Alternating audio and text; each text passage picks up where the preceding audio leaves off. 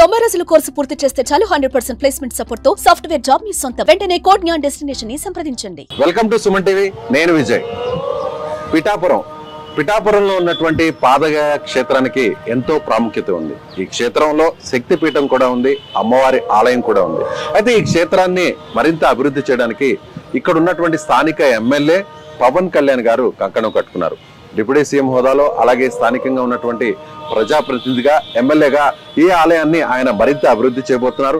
పిఠాపురంలో ఆయన పోటీ చేయాలని నిర్ణయించిన తర్వాత ఇక్కడికి వచ్చి ఆయన పూజలు నిర్వహించారు. ఆ తర్వాత నామినేషన్ వేసే క్రమంలో ఆయన కుటుంబ సభ్యులు కూడా ఇక్కడ ప్రత్యేక పూజలు చేయడంతో ఆయన మరింత ఘన విజయాన్ని సాధించారు. భారీ మెజార్టీని కూడా ఆయన సాధించారు. అయితే ఈ ఆలయానికి ఉన్నటువంటి ప్రత్యేకత ఏంటి, పవన్ కళ్యాణ్ ఎందుకు ఈ ఆలయాన్ని మరింత అభివృద్ధి చేయాలని నిర్ణయించుకున్నారో తెలుసుకునే ప్రయత్నం చేద్దాం. నాతో పాటు రండి.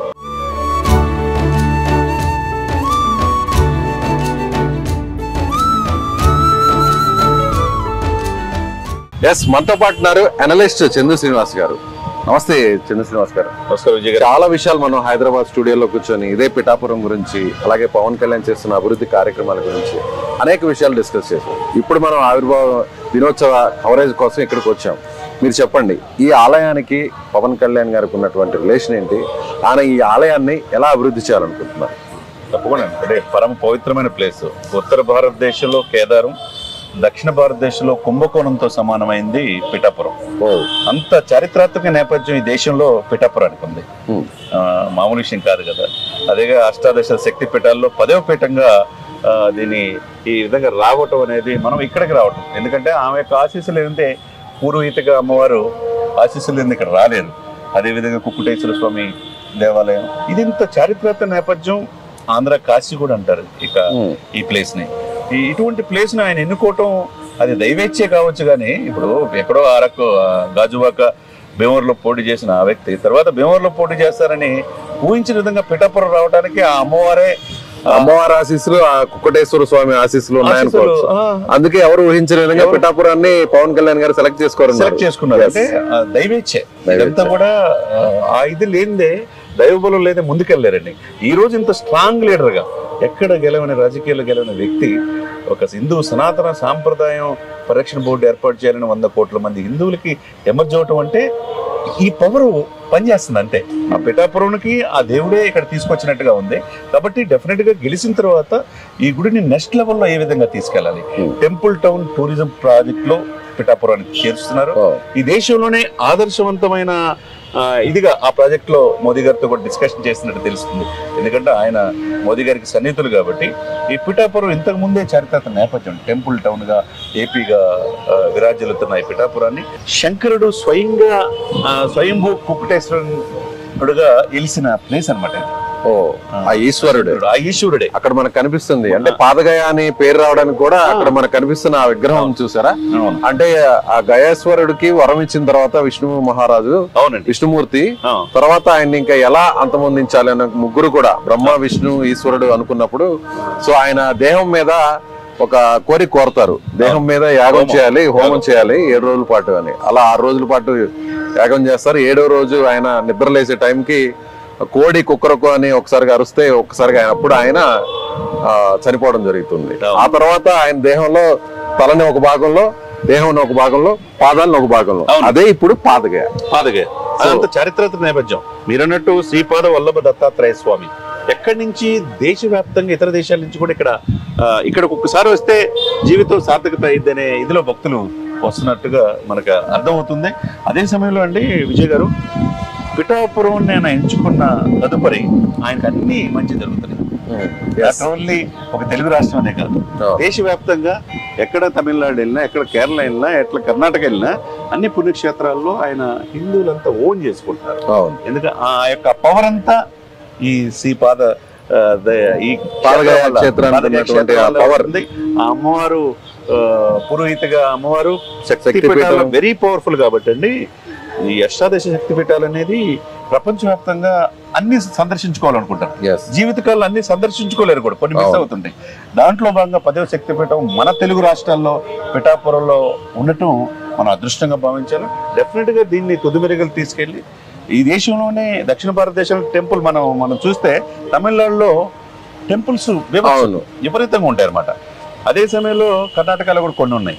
ఇది ఆంధ్రప్రదేశ్లో ఈ పిఠాపురం చారిత్రాత్మక నేపథ్యాన్ని మరింత బలంగా పవన్ కళ్యాణ్ గారు తీసుకెళ్ళగలనే నమ్మకం ఇక్కడున్న ప్రజల్లో, కాబట్టి ఇక్కడ తీసుకొచ్చారు, అక్కడ మెజార్టీతో గెలిపించుకోగలిగారు. అంటే ఇప్పుడు తిరుమల తిరుపతి దేవస్థానం తర్వాత శ్రీశైలం, కాళహస్తి ఎలా ప్రాచుర్యంలో ఉన్నాయో ఏపీలో, ఆ తర్వాత ఇప్పుడు పిఠాపురం కూడా అదే స్థాయిలో డెవలప్ చేసే అవకాశం ఉంది. ఎందుకంటే మీరు అన్నట్టు ఇక్కడ పాదగయ క్షేత్రం, ఈశ్వరుడు ఉన్నాడు, అమ్మవారు ఉన్నారు, అలాగే స్వయంభుగా ఉన్నటువంటి దత్తాత్రేయ స్వామి కూడా ఉన్నారు. సో టెంపుల్ సిటీగా డెవలప్ చేయడానికి ఇది ఒక పెద్ద నిర్ణయం తీసుకోబోతున్నారు పవన్ కళ్యాణ్. అంతేనా?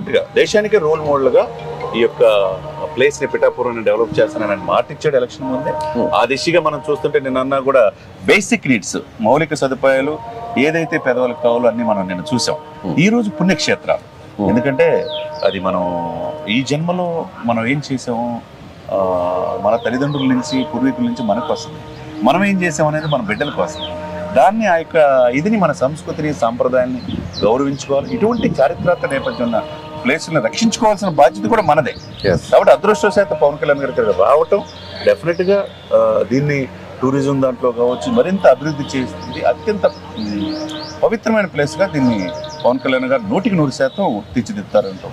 అలా ఎటువంటి అలాగే ఆయన పిఠాపురంలో ఎప్పుడైతే పోటీ చేయాలనుకున్నారో ఆ వెంటనే ఇక్కడికి వచ్చిన వెంటనే స్వామివారిని, అమ్మవారిని దర్శించుకున్నారు.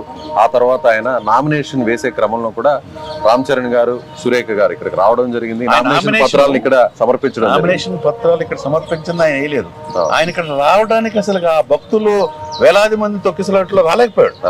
ఆయన సమర్పించారు. ఇప్పుడు ఆయన తరపున అందరూ కూడా సమర్పించి తర్వాత వాళ్ళ అబ్బాయి రామ్ చరణ్ గారు, తర్వాత వదిన గారు సురేఖ గారు, తల్లిలాగా సురేఖ గారు, అరవింద్ గారు కూడా ఆ రోజు వచ్చారు, వచ్చి దర్శించుకున్నారు. ఇదొక్కటే కాదు, విజయ్ గారు, నాగబాబు గారు అయితే స్వయంగా ఫ్యామిలీ మొత్తం ఇక్కడే ఉన్నారు. వాళ్ళ సేమత్తో గారు కలిసి ఇక్కడ అమ్మవారి పట్టు వస్త్రాలు సమర్పించడం కావచ్చు, పూజలు చేసుకోవడం. ఆ పూజల ఫలితంగానే ఈ యొక్క ఇదనేది మనం అనుకోవాలి. ఆ రోజున పిఠాపురం ఎంచుకున్న తర్వాత ఇక్కడ అడుగుపెట్టి పూజలు చేయించుకున్న పవన్ కళ్యాణ్ గారు ఆ తర్వాత కంటిన్యూగా వాళ్ళ ఫ్యామిలీ అంతా అమ్మవారి ఇదిలోనే ఉన్నారు. ఆ తర్వాత ఇక్కడే దాదాపు 25,000 మంది మహిళలకి గెలిచిన తర్వాత పసుపు కుంకుమంతో పాటు చీరలు కూడా ఇచ్చారు. పిఠాపురం ప్రజలు అదృష్టంగా భావించాలి కదా అది. సో అంటే ఒక రకంగా మనకి అర్థం చేసుకోవచ్చు, అంటే ఆయన సనాతన ధర్మం కోసం దేశమంతా కూడా ఏ విధంగా పోరాటం చేస్తున్నారు. సో ఆయన ప్రాతినిధ్యం వహిస్తున్నటువంటి ఈ పిఠాపురంలో ఈ ఆలయాల్ని ఏ స్థాయిలో అభివృద్ధి చేస్తారో ప్రత్యేకంగా మనం చెప్పాల్సిన అవసరం లేదు. ఎందుకంటే పిఠాపురం పేరు చెప్పగానే స్వామివారి ఆలయం, అమ్మవారి ఆలయం, ఆ తర్వాత దత్తాత్రేయ స్వామి ఆలయం, ఇప్పుడు పవన్ కళ్యాణ్ గుర్తొస్తున్నారు. సో ఇక్కడ ఈ ఆలయాల్ని జాతీయ స్థాయిలో ఒక దేశవ్యాప్తంగా మరింత అభివృద్ధి చేయడానికి పవన్ కళ్యాణ్ గారు కంకణం కట్టుకున్నారన్న దాంట్లో ఎలాంటి సందేహం లేదు. No doubt. ఎందుకంటే ఆయన మిగతా కుహన లౌకికవాదులు అయితే అండి రాజకీయాల కోసం ఉంటారు. ఈయన నాకు నో పాలిటిక్స్, నా పార్టీ అధ్యక్షుడు కాదు, డిప్యూటీ సీఎం కాదు, నా మతం, నా హిందూ మతం, నా హైందవ, నా సంస్కృతి సంప్రదాయాల్ని కాపాడుకోవడం లక్ష్యం. దాంట్లో నేను చనిపోయిన పర్ల, నా చివరి రక్తపోటు వరకు నా హిందూ సనాతన ధర్మ పరిరక్షణ కోసం నేను పాటుపడతానన్నాడు చూసారా, తిరుపతి వేదికగా. అది ఏ రాజకీయ నాయకుడు చేయలేదు సార్, అది ఒక్క పవన్ కళ్యాణ్ గారు మాత్రమే చేయగలరు. డెఫినెట్గా ఈ యొక్క చారిత్రాత్మక నేపథ్యం ఉన్న ఈ కుక్కుటేశ్వర స్వామి దేవాలయాన్ని దేశానికే అనేక మంది భక్తులు కూడా ప్రపంచవ్యాప్తంగా వచ్చేట్టుగా చేయగలిగిన శక్తియుక్తులన్నీ కూడా పవన్ కళ్యాణ్ గారు చేస్తారు.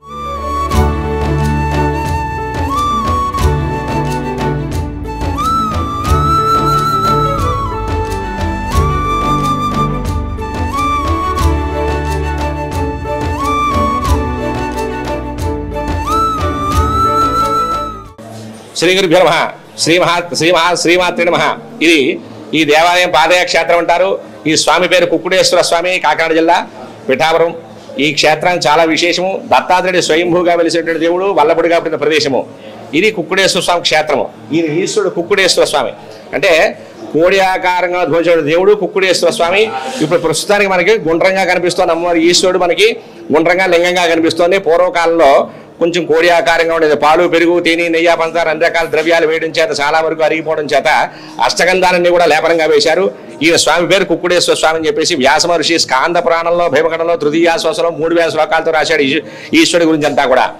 అథ వింధ్యాచలోపాంతే త్రిలింగోత్కర దేశో సంధవ సమీపే నవఖండాన్వితాఖండ క్షోణీ మండల మండలం నానాక్షేత్రమత్తమం కేదార కుంభకోణాది సమం హత పీఠికాపురం ముని వర నిజ శిష్య సమావేశతు నేను పిఠాపురం వచ్చాను, ముళ్ళుతోటి వచ్చాను, శిష్యులతో వచ్చాను. కేదారము కుంభకోణంతో సమానమైన క్షేత్రము, చాలా విశేషుడు దేవుడు ఈయన నేను దర్శనం చేసుకున్నాను చెప్పి వ్యాసమహర్షి చెప్పారు.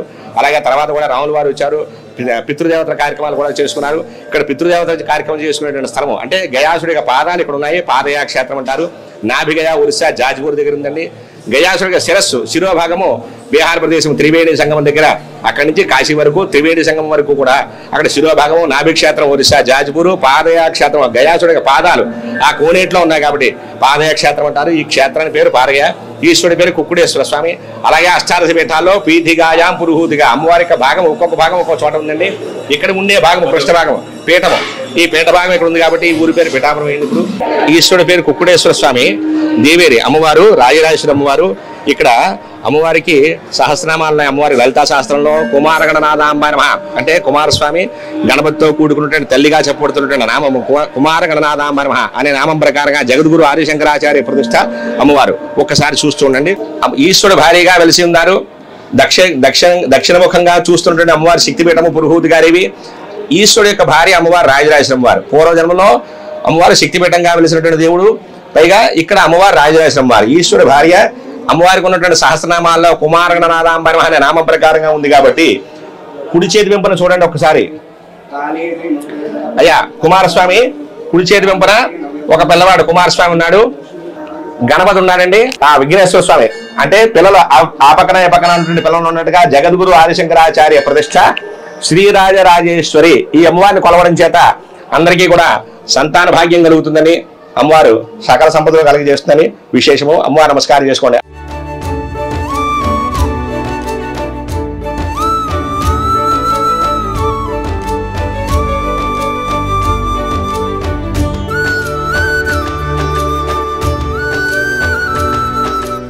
ఎస్, ప్రస్తుతం మనతో పాటు ఈ ఆలయానికి సంబంధించినటువంటి ప్రధాన అర్చకులు చంద్రమౌళి గారు, అలాగే ఈవో గారు శ్రీనివాస్ గారు కూడా ఉన్నారు. వారితో మాట్లాడదాం. పవన్ కళ్యాణ్ గారు ఇక్కడ గెలిచాక ఈ ఆలయాన్ని ఏ విధంగా అభివృద్ధి చేయాలనుకుంటారో పూర్తి వివరాలు వాళ్ళని అడిగే తెలుసుకుందాం. నమస్కారం సార్. నమస్కారం సార్. మీరు చెప్పండి, గతంలో ఈ ఆలయానికి చాలా విశిష్టత ఉంది. పవన్ కళ్యాణ్ గారు గెలిచిన తర్వాత ఈ ఆలయాన్ని ఏ స్థాయిలో అయినా అభివృద్ధి చేయాలనుకుంటున్నారు, టెంపుల్ సిటీగా ఈ ప్రాంతాన్ని మార్చాలనుకుంటారు. ఆ వివరాలు ఒకసారి మాకు కోసం చెప్తారా?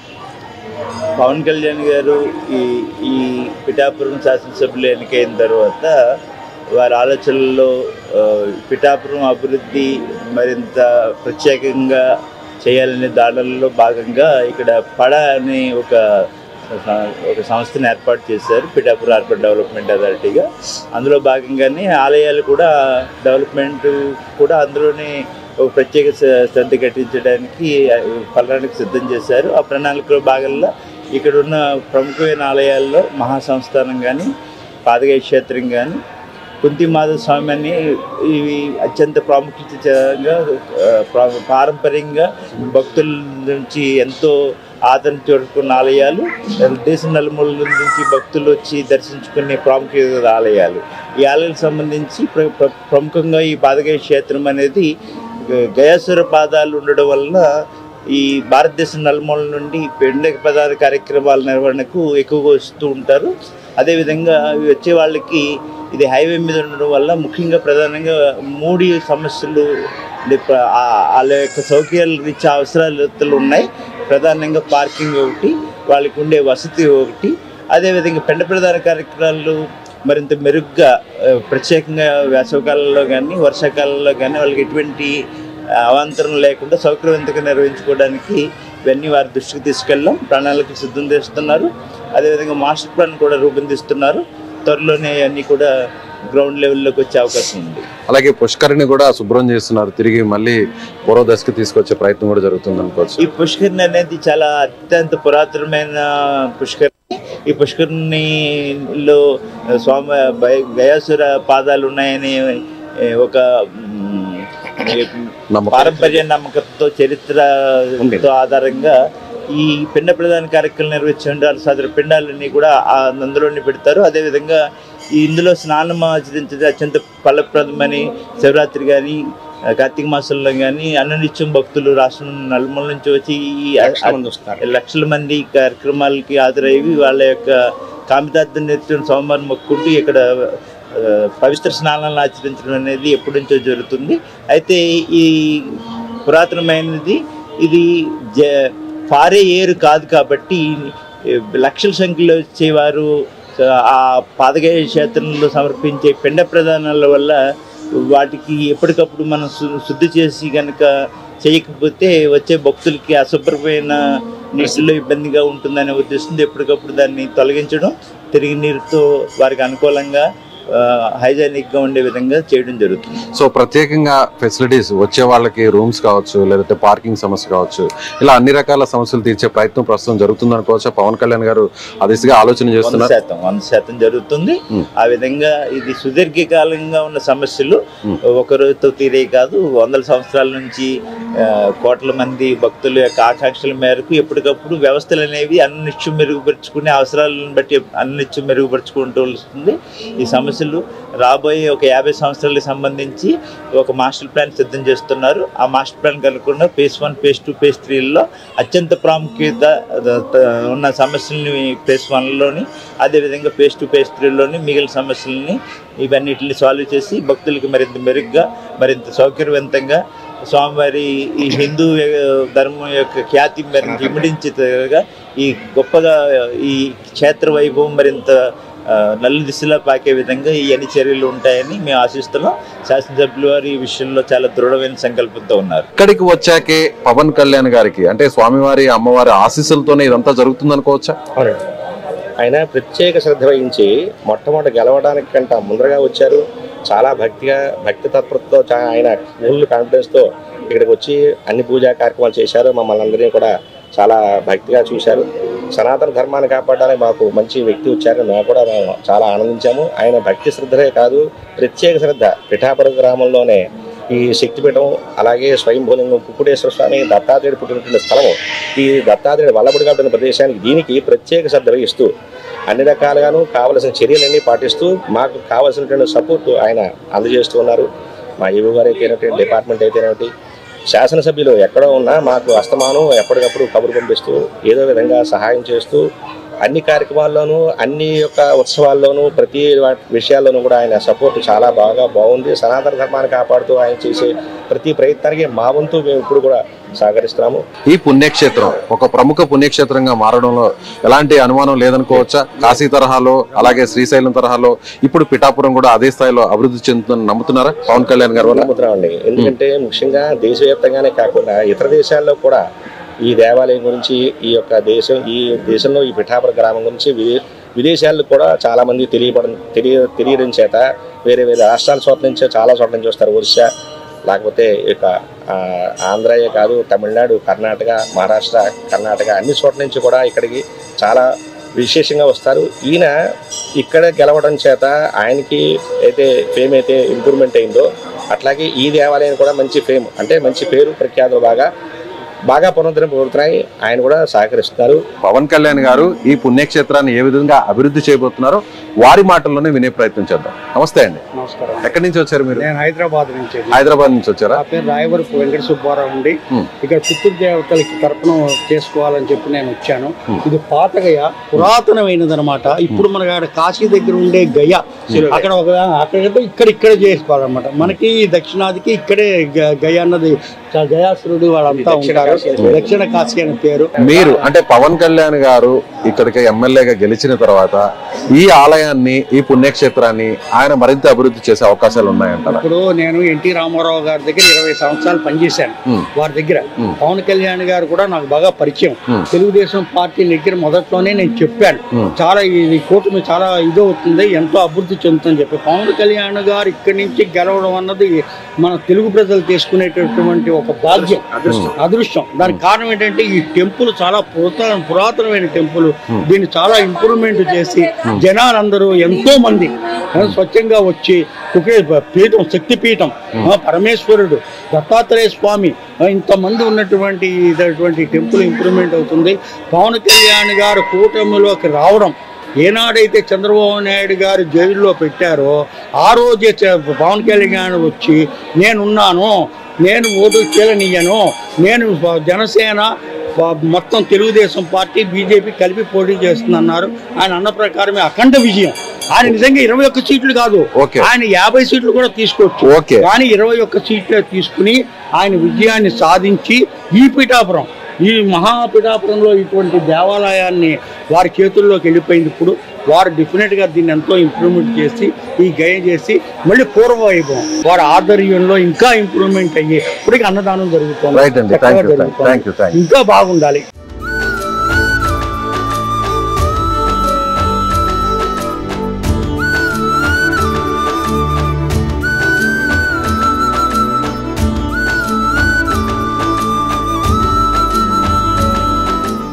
ఈ ఆలయానికి సంబంధించినటువంటి ప్రముఖ ఉపన్యాసకులు సుబ్రహ్మణ్య శర్మ గారు ఉన్నారు. ఆయన మాటల్లో కూడా ఈ ఆలయ ప్రాముఖ్యత గురించి, పవన్ కళ్యాణ్ గారు ఇక్కడ చేయాల్సినటువంటి అభివృద్ధి కార్యక్రమాలు, చేయబోతున్నటువంటి కార్యక్రమాల గురించి తెలుసుకుంటాం. నమస్కారం సార్. పవన్ కళ్యాణ్ గారు ఇక్కడ గెలిచిన తర్వాత ఈ ఆలయం మరింత అభివృద్ధి చెందుతుందని అందరు నమ్ముతున్నారు. సో ఆ దిశగా ఇక్కడ పనులు జరుగుతున్నాయనుకోవచ్చా? చాలా బాగా అన్ని కూడా కార్యక్రమాలన్నీ కూడా బాగా జరుగుతున్నాయండి. మునుపటి కంటే కూడా భక్తులు చాలా మంది ఇక్కడికి వచ్చి స్వామివారి దర్శనం, అమ్మవారి దర్శనం చేసుకోవడం జరుగుతుంది. అదేవిధంగా కార్యక్రమాలన్నీ కూడా చాలా మంది భక్తులు వచ్చి ఈ యొక్క క్షేత్ర మహత్యం తెలుసుకొని మునుపటి కంటే చాలా మంది వచ్చి ఇక్కడ ఈ కార్యక్రమాన్ని కూడా చేసుకోవడం జరుగుతుంది. నిత్యము కూడా మేము ఈ కార్యక్రమాన్ని కూడా చేస్తూ ఉంటాం, చూస్తూ ఉంటాం, ఈ ఆలయంలో మేము పనిచేస్తూ ఉంటాం. అందుచేత చాలా మంది మునుపటి కంటే ఎక్కువ మంది భక్తులు ఇక్కడ రావడము, ఆ స్వామి దర్శనం చేసుకోవడం, అమ్మవారి దర్శనం చేసుకోవడం, అలాగే ఈ కార్యక్రమాన్ని కూడా చేసుకోవడం ఇక్కడ చాలా విశేషంగా జరుగుతూ ఉన్నాయి, మునుపటి కంటే కూడా బాగా. అయితే త్రిగయా క్షేత్రాల పరమ పవిత్రమైన క్షేత్రం భారగయా క్షేత్రం అండి. గయాసుర సంహరణార్థం స్వామివారు ఇక్కడ కోడి రూపంలో, లింగ రూపంలో లోపల స్వయంభూగా వెలిసి ఉన్నారు. కోడిని కుక్కుటం అంటారు కాబట్టి స్వామివారు కుక్కుటేశ్వర స్వామిగా విరాజులుతూ ఉన్నారు. గయాసుర పారంపర ప్రదేశం భారగయా క్షేత్రంగా విరాజులుతోంది. అదేవిధంగా స్వామివారి నేరుతరి భాగంలో దత్తాత్రేయ స్వామివారు, సుమతీదేవి, రాడశర్మ అనేటువంటి బ్రాహ్మణ దంపతులు సత్సంతానం కొరకు నిత్యము కూడా స్వామివారిని సేవిస్తూ ఉంటే ఆ స్వామివారే వారి భక్తికి మెచ్చి వారింటికి వెళ్ళి భిక్ష స్వీకరించి వారికే శ్రీపాదవల్లభుడిగా జన్మించారు. వారికి దర్శనం ఇచ్చి స్వామివారి స్వయంభూగా వెలిసినట్టుగా చరిత్రలో ఉంది. ప్రపంచం మొత్తం ఎక్కడ వెతికినా కూడా దత్తాత్రేయ స్వామివారి స్వయంభూ విగ్రహం లేదు, ఒక పిఠాపురంలో మాత్రమే ఉంది. అటువంటి క్షేత్రం ఇది. అదేవిధంగా అష్టాదశ శక్తిపీఠాల్లో పరో శక్తిపీఠ అమ్మవారు, పురుహూతికారి అమ్మవారు, సతీదేవి శరీర భాగాలలో పీఠ భాగ క్షేత్రము పీఠికావర క్షేత్రంగా విరాజిల్లుతోంది. అమ్మవారి పేరు పురుహూతికాదేవి. అయితే ఈ త్రిగయా క్షేత్రాలలో పితృదేవతలకు ఎవరైతే పిండ ప్రదానాది కర్మలు ఇక్కడ ఎవరైతే ఆచరిస్తారో వారి పితృదేవతల మోక్షాన్ని పొందాలి అని చెప్పి గయాసురుడు విష్ణుమూర్తిగా వరం పొందడం చేత ఈ గైలో పితృదేవతలకు సంబంధించిన కార్యక్రమాలని తర్పణాదులు కానీ పిండ ప్రదానాదులు అన్ని కూడా ఇక్కడ చేయడం చాలా విశేష ఫలితాన్ని కలుగజేస్తుంది. అదే కాకుండా నాన్నోరక సమందానం నద్వార్ష్యా పరమం వ్రతం నగాయత్ర్యా పరం మంత్రం నమార పరదైవమది శాస్త్రం. అంటే ఏమిటయ్యా అంటే అన్నపథకాలు ఇచ్చినటువంటి దానం ఏది ఎదుటండి. అటువంటి ఈ క్షేత్ర నిత్యము కూడా అన్నదాన కార్యక్రమం కూడా జరుగుతూ ఉన్నాయి. చాలా మంది భక్తులు, సుదూర ప్రాంతంలో వచ్చిన భక్తులు 50 మందికి కూడా దేవస్థానం వారు నిత్యము కూడా అన్నదానాన్ని ఏర్పాటు చేయడం జరిగింది. కాబట్టి భక్తులు 50 మంది కూడా యొక్క విషయాన్ని గమనించి చాలా మంది భక్తులు వచ్చి స్వామివారి దర్శనం చేసుకుని స్వామివారి కృపకు పాత్రలు కావాల్సిందిగా కోరుచూ ఉన్నాం. అయితే ప్రతినిత్యము కూడా కుక్కుటేశ్వర స్వామివారు ఉదయం 6 గంటల దగ్గర నుంచి 11 గంటల వరకు కూడా అభిషేకాలు జరుగుతాయి. అదేవిధంగా దత్తాత్రేయ స్వామి వారికి ఉదయం 6 గంటల నుంచి 11 గంటల వరకు అభిషేకాలు జరుగుతాయి. నిత్యము కూడా శక్తిపీఠ అమ్మవారికి పురుహూతికాదేవికి ప్రతినిత్యము ఉదయం 6 గంటల నుంచి మధ్యాహ్నం 11 గంటల వరకు కూడా కుంకుమార్చనలు కూడా జరుగుతూ ఉంటాయి. అదేవిధంగా ప్రతి నెల పౌర్ణమి రోజున అమ్మవారికి ప్రీతిగా చండీ హోమము, ప్రదోషకాలము స్వామివారి కళ్యాణోత్సవాలన్నీ కూడా జరుగుతూ ఉంటాయి. ఇవే కాకుండా విశేష కార్యక్రమాలు కూడా జరుగుతూ ఉంటాయి. కాబట్టి భక్తులు 50 మంది వచ్చి ఈ యొక్క అమ్మవారిని స్వామివారిని దర్శించి స్వామివారి కృపకు పాత్రలు కావాల్సిందిగా కోరుచున్నాం.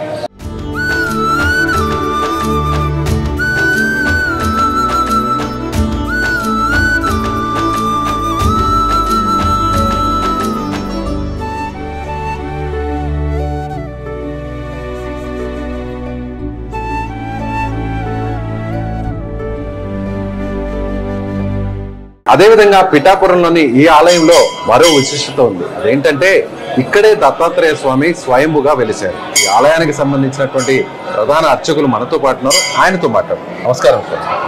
ఈ ఆలయానికి ఉన్న విశిష్టత అంటే దత్తాత్రేయ స్వామి స్వయంభుగా ఎక్కడా కూడా వెళ్ళలేదు, ఈ ఆలయంలోనే ఎందుకు వెలిశారు? శ్రీ గురుభ్యో నమః, శ్రీ మహాగణాధిపతి నమః. నా పేరు కాశీ విశ్వనాథ శర్మ, అర్చకుడిని నేను. ఇక్కడ దత్తాత్రేయ స్వామి ఫస్ట్ అవతారంగా, దత్తాత్రేయ స్వామి అంటే త్రిమూర్తి రూపమే దత్తాత్రేయుడు. ఆయన దత్తాత్రేయ కలికాలంలో ఈ ఆంధ్ర మన తెలుగు మాట్లాడే ప్లేస్లో దత్తాత్రేయ స్వామి వారు 5 అవతారాలుగా వెలిసి ఉన్నారు. ఒకటి దత్తాత్రేయ స్వామి ఫస్ట్ అవతారంగా శ్రీపాద, శ్రీవల్లభుడిగా పుట్టిన జన్మస్థానం పిఠాపురం క్షేత్రం. ఆయన పాదంలో శ్రీని ఆకారంతో పుట్టాడు కాబట్టి వాళ్ళ తల్లిదండ్రులు శ్రీపాదశివుడిగా పేరు పెట్టడం జరిగింది. ఫస్ట్ అవతారం పిఠాపురం క్షేత్రం శ్రీపాద శ్రీవల్లభుడు. రెండోది గుల్బర్గా దగ్గరలో ఉన్నటువంటి గాడిగాపురం. మూడోది అక్కల్కోట మహారాజ్.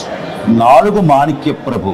5వది షిరిడీ బాబా అవతారంగా చెప్తారు. ఇక్కడ స్వామివారి మూర్తిమంతంగా స్వామి ప్రపంచం మొత్తం ఎక్కడ ప్రతిష్ఠ చేస్తే ఉంటారేమో కానీ స్వామివారి ఇక్కడ కింద నుంచి పై దాకా మూర్తిమంతంగా పాదాల దగ్గర నుంచి శిరస్సు దాకా త్రిముఖాలతోటి అంటే 3 మొహాలతోటి 4 చేతులు వెలిసిన స్వామి పిఠాపురం క్షేత్రంలో మాత్రమే వెలిసిన్నాడు.